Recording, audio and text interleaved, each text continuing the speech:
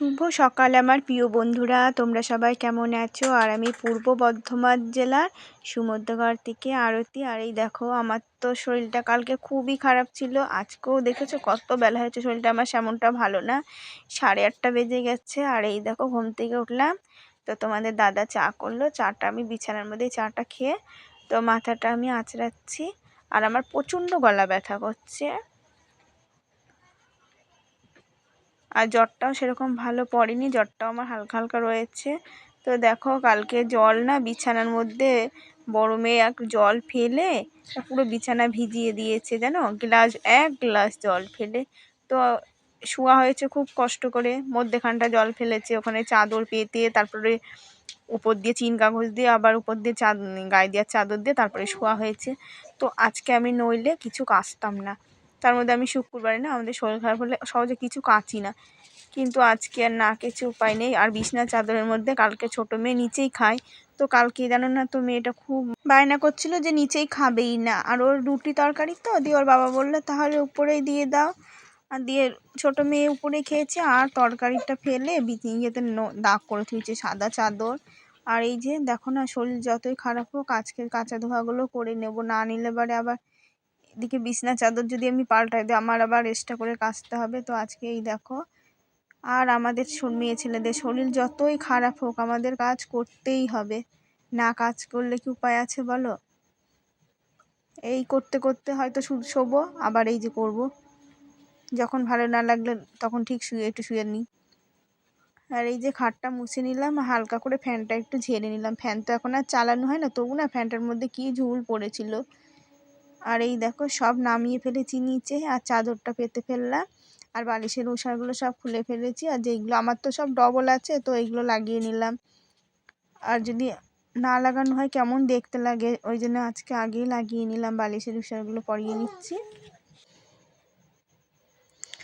সব উষারই আছে ডবল, শুধু ওই বড় কোল বালিশটার উষারই নেই। আর এই যে বালাপোস্টার উষারটা দেখি কোথায়, আর ক্যাথাগুলো দেখেছিলে তো উপরে সব তুলে থুয়েছিলাম, তো আর তো অসুবিধা নেই, এই জন্য ক্যাথাগুলো সব নামিয়ে থুয়ে দিলাম। তো উপরে তুলে কেমন বাজে দেখা যায়, কিন্তু কি করব বলো, উপরে না থুয়েও একটা ঘরের মধ্যে না সব কিছু আমার এইভাবেই করতে হয়। যদি আবার একটা রাখার জিনিস থাকতো তাহলেও আমার অসুবিধা হতো না, কিন্তু যে কিছু রাখার জন্য জিনিস নেই। আর এই দেখো, বিছনাটা তোলা হয়ে গেছে, ঘরটাও ঝাড় দেওয়া হয়ে গেছে। আর এই যে রান্নার জায়গাটা দিয়ে, বারান্দাটা দিয়ে ঝাড় দিয়ে নিই। আর এই যে বারান্দার মধ্যে যে কিসের কি পড়ে রয়েছে দেখো, কেমন লাগছে। তো তোমাদের দাদাকে বলে ছাই দিয়ে দিলাম। কি ঘৃণা করছে দেখে, কি জানি কিসের, হনুমানেই কি কিছু করে থুয়ে গেছে নাকি মানুষে, কি জানি, একদম মনে হচ্ছে ঘৃণা করছে দেখে, জানো। তো এখন তো ওইটা না ফেললে এবারে স্নান করা যাবে, ফেলে স্নান করতে হবে, ওই জন্য থাকলেও তো পরে তোমাদের দাদা ফেলে স্নান করে নেবে। আর এই যে উঠোনটা ঝাড় দিয়ে আমি নাইটিটা ছেড়ে নিলাম, এখন আমি জামা কাপড়গুলো ভিজিয়ে নিই। তো আমার সাদা বড় বালতিটা দেখছো তো, ওই বালতি এক বালতি মাখানো হয়ে গেছে। আর এই যে এগুলো মাখাচ্ছি।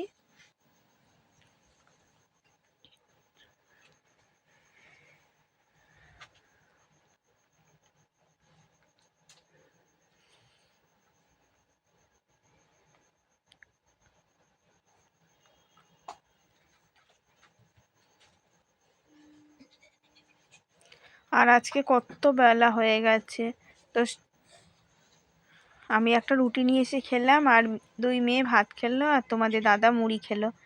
তো রুটি ছাড়া তো আমার এই যে দিকে দাঁতের যন্ত্রণা করছে, দাঁতটা পড়ে গেছে, দাঁতের গোড়াটা ধরো মানে নিচে বেঁধে আছে নাকি কি জানি, বুঝতে পারছি না, খুব যন্ত্রণা করছে, কিচ্ছু খেতে মানে খাওয়া দাওয়াতেও অসুবিধা হয়ে যাচ্ছে, দাঁতের কষ্ট হচ্ছে, এদিকে শরীরটা ভালো না। আর এই যে মেয়েরা খেয়েছে, তো এটোটা আমি পরিষ্কার করে নিই।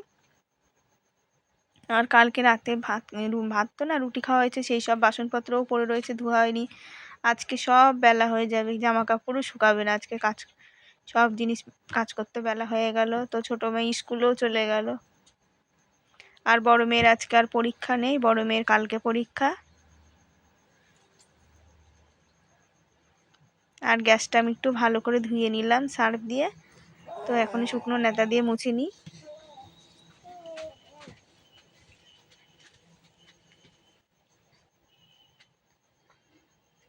আর আমার হাতে দেখেছো তো শাঁখাটা পরে এসেছি, তো শাঁখাটা পলা পড়া হয়নি, ভালো লাগছে না শাঁখাটার সাথে। সেদিনকে আমারই বুদ্ধির ভুল, যে আর শাঁখার সাথে একটা পলা পরে আসতাম ভালো হতো। তো আমার ওই যে বাঁধানো পলার মতন ওটা আছে, দিয়ে ভেবেছি ওইটা পরবো, দিয়ে না পরতেও না মায়া লাগছে যেন। ভাবছি এক জায়গায় যাবো, আবার পরে ফেললে যদি রংটা নষ্ট হয়ে যায়। আর এদিকে আমার গ্যাসটা মুছে ধুয়েছি, ঘর আমি একবার করে মুছে ধুয়ে গেছি, তো আবার না মুছে শুকনো শুকনো করে মুছে নিই।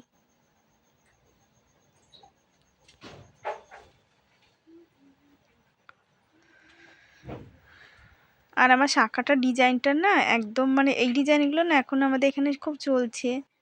তো শাঁখাটা না খুব নোংরা ঢুকছে যেন, রোজ স্নান করার সময় ব্রাশ দিয়ে পরিষ্কার করতে হচ্ছে, একদম খ্যাচকাটা খ্যাচকাটা তো।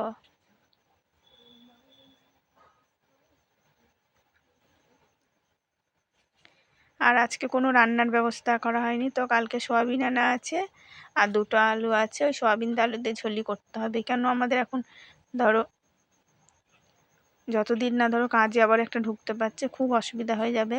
তো একটা কাজ করলো তাও যদি পয়সাটা পেতো, আমি তো তাও বলছি যদি কিছু পয়সাও দিত বলো, 1000-2000 টাকাও দিত, তাও তো চলতো কোনো রকম সংসারটা। একদমই দিল না, কেমন মানুষ তাহলে। আর এই যে মোচা কোচা হয়ে গেছে, তো আমি জামা কাপড়গুলো কেচে নিই।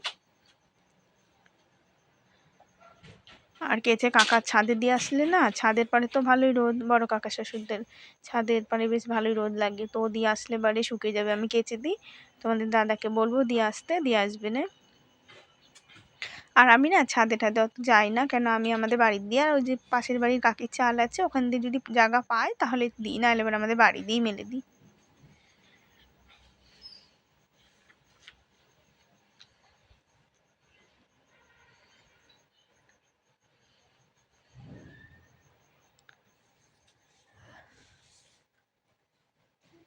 তো আমার দেখেছো তো বালতিগুলো এনে বেশ ভালোই হয়েছে। আর দুটো বালতি ধরো দুই মেয়ে জামা কাপড় রেখেছে, আর একটা বালতি এই যে এই বালতিটা আমি দেখছি কাচ্ছি, ওই বালতি একটা আমাদের পুচকুকে দিয়েছি আর একটা এই যে আমার কাছে। আর যেই দুটো ঢাকনা রয়েছে বলে ওই দুটো, আর এই যে বড় বালতি আগে তো দেখতে দুটো ছিল, একটাতে আমি এখন জুতো মুতো রেখে দিয়েছি। জুতোগুলো না নিচেই থাকে, তো নিচে থেকে থেকেও নষ্ট হয়ে যায়, দিয়ে জুতোগুলো ভরে ঝুড়ি দিয়ে ঢাকা দিয়ে ধুয়ে দিয়েছি। আর বাসন কুসুন সব পড়ে রয়েছে, বাসন কুসুন মাজতে হবে, আগে কেচে দিই, না কেচে দিলে জামা কাপড় শুকাবে না। ওই জন্য ভাবছি কি কেচে টেচে তারপরে বাসন কুসুনগুলো ধোবো, আবার মাথা ঠাতা ঘষতে হবে। তো চিরুনিগুলোও পরিষ্কার করা হয়নি এখনো, চিরুনিগুলো বের করে ধুয়ে দিয়েছি।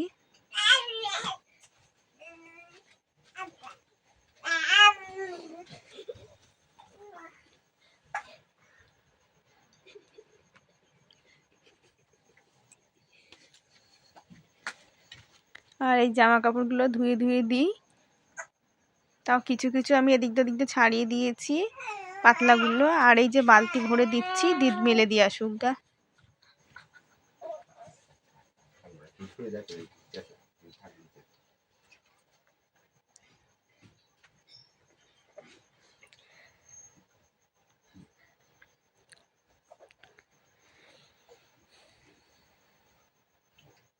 তো স্নান টান করা হয়ে গেছে, আর জামা কাপড়গুলো ধুয়ে দিয়েছিলাম, তো তোমাদের দাদা দিয়ে এসছে।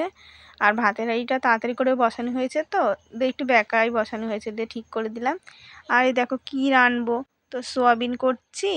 তো 2 প্যাকেট সোয়াবিন করলাম, একটা ছোট ছোট গুঁড়ি গুঁড়ি আর একটা হচ্ছে একটু বড় বড়। 2 প্যাকেট সোয়াবিন না করলে খাওয়া হবে না, 2 প্যাকেট সোয়াবিন করছি। আর এই যে বড়া ভাজছি জানো, উচ্ছে পাতা হয়েছে আমাদের পাশে, আর উচ্ছে পাতা দিয়ে বড়া ভাজা না খুব ভালো লাগে খেতে, আর মুখের বেশ স্বাদও ফেরে। আর উচ্ছে পাতা আর কটা তুলতাম, কিন্তু তুললাম না কেন বলো তো, উচ্ছে না মনে হচ্ছে গাছে হবে। তো কটা ডাটা কিছু দিলে না, লাঠি ফাঠি দিয়ে দিতে পারলে তো গাছটা বেশ ভালোই হতো। গাছগুলো কি সুন্দর নকনকা হয়েছে।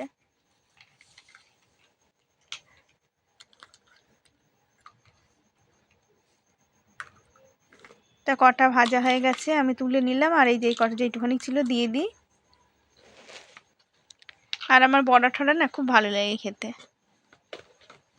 তো আমার বড় মেয়েও ভালোবাসে। আর তোমাদের দাদা তো ভাজলে এবারে এই যে ভেজেছি না, এক্ষুনি আসবে যে দাও।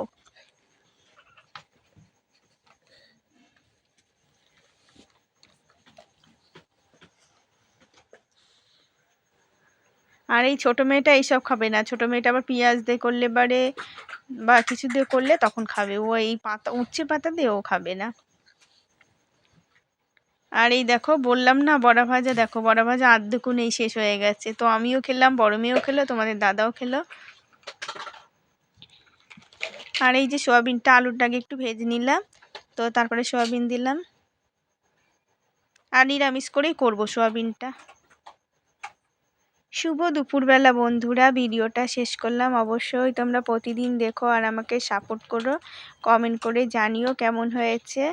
আর বন্ধুরা আমার শরীরটা খুব খারাপ, তাই কথাগুলো ঠিক মতন বলা হলো না।